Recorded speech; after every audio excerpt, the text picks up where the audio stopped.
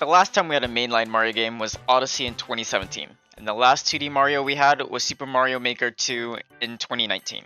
There have been many things in the past 4 years in the platformer genre, such as Kirby, Sonic Frontiers, It Takes Two, Metroid Dread, Ori and the Will of Wisps, just to name a few. Mario Wonders have been in development since 2019, so they had about 4 years to cook us a fine dish. And we all know that when devs are given as much time as they need, they tend to be masterpieces. And while I know that many other people love Mario Wonders, I'm scratching my head if I'm playing the same game as everyone else.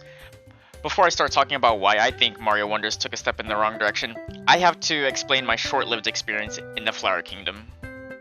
Before I go even further, I should have a full playthrough video of myself playing Wonders published either now or very soon, so make sure to check that out. The story is as straightforward as a typical Mario game is. Bowser steals the power of Wonder, and he becomes a castle, so you have to travel to 6 different regions to reach him and fight him. Mario games were never about like a complicated story or even a story at all, aside from like a couple of Mario games. So I wasn't really bothered by this, and I don't think anyone should be bothered by this. Thinking back, there was never a music track that was stuck in my head. Sure, there were a few like gimmick levels that had Piranha Plants singing in a choir, which I found very odd in a very bad way, but I think it missed the mark on having an iconic track. The game looks good, probably the best looking 2D Mario game there is to this day. I think they even added a lot of cool small details in animation as well, whether it's going through pipes or grabbing a power-up. So all in all, I think the graphics are really good. Music, however, fell a bit short. Alright, the main thing about a Mario game, the gameplay. How does this Mario game stand out from its predecessors? At least for me, I will compare this to Super Mario Bros. On the Wii. I never played Wii U, so I can't compare to that one, and I honestly prefer the Wii version to Wonders. The reason I think this comparison is fair is because after spending 5 hours to beat Wonders, the game felt like a party game. It felt like a party game because of how laughable each level is. It took me an hour and a half to beat the first 2 worlds out of 6, so I was on track to finish it in like 6-ish hours, taking into account of like Bowser's Castle and the difficulty ramp up, and I beat it in under 5 hours. The game is a joke. Other Mario games ramp up in difficulty, and by at least halfway through, it gets tough. But in Wonders, I slapped on the paraglider badge and I zoomed through each level without stopping. I think of all the levels I did, I only had problems with one level. That was it. They even have the inclusion of characters like Yoshi and Nabbit to make the experience easier, as these characters will not take any damage whatsoever. But if the game is already laughably easy, what's the point of having these? Then I thought, maybe it's because I'm just a god gamer or something, so I decided to do some local co-op with my sister. The first thing she said, this game is easy. Party games tend to be easy, so that's the reason why I think this is a party game. Another trait that you see in party games are gimmicks. You think of something like, I don't know, Mario Party for example. It's a bunch of mini games. Mechanics that aren't fully developed or overly complicated. Typically, things that you see once and only that one time. Wonders has tons of these gimmicky levels. To Wonders' credit, it has a lot of interesting enemies, probably the most I've seen in a single Mario game. However, you rarely see these enemies appear again. You may think that one level with fat sheeps that you can bounce off of was cool, but they never really appeared again, at least in my experience. Therefore, they really never developed the mechanic into something a bit harder or incorporated other mechanics such as wall jumping into it. They have a lot of cool mechanics that they added into Wonders, but it feels like they undercooked everything that they added, which is a shame because I honestly think there were so many enemies that could have had very interesting levels if they combined certain things to make it harder. But at least in the main 6 worlds that I did, it wasn't that way. What I do like in Wonders is having different like powers or skills that you can equip badges for each level.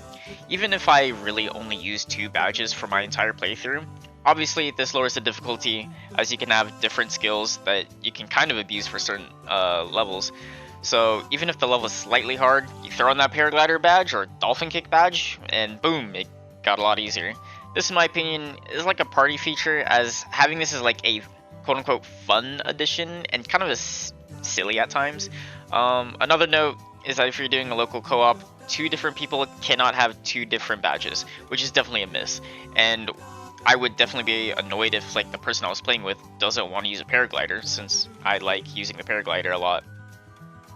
Speaking of local co-op, yes, this game has local co-op, but it just feels weird and empty. Unlike Super Mario on the Wii, there's no collision between players, so you can't Goomba stomp your friends, you can't pick them up or chuck them across the map. You just run straight through them as if there were ghosts. So it doesn't really feel like you are ever playing with your friends since you never physically interact with them. Thus, you can never really lose when playing with someone because their death isn't entirely your fault, but you'll respawn in 5 seconds and you just repeat the process as if nothing happened.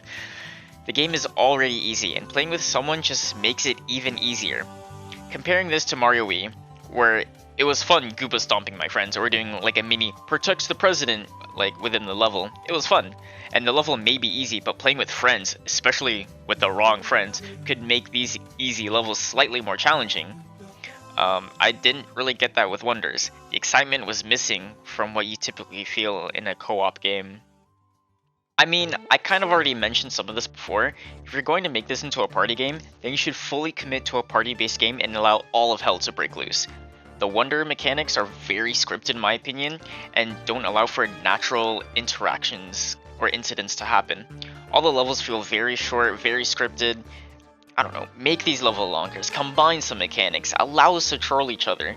You already have the Yoshis in place for people that don't want the challenge. I think playing with people, either locally or online, with having a bunch of crazy, wonderful things to happen would be fun. But at least with the 6 worlds that I played through, I didn't feel challenged or even excited with any of the levels. Of the 5 hours I played, I really only enjoyed the fight against Bowser. I really liked how the fight progressed and, dare I say, got hard and was very enjoyable. Too bad it had to be the last level. Yes, Mario Wonders is a step in the wrong direction. There were many elements that made it feel like a party game but never fully embraced it. Plus, with the short and very gimmicky levels, it made the game very easy and very undercooked. I do think it's very visually beautiful and a vibrant game.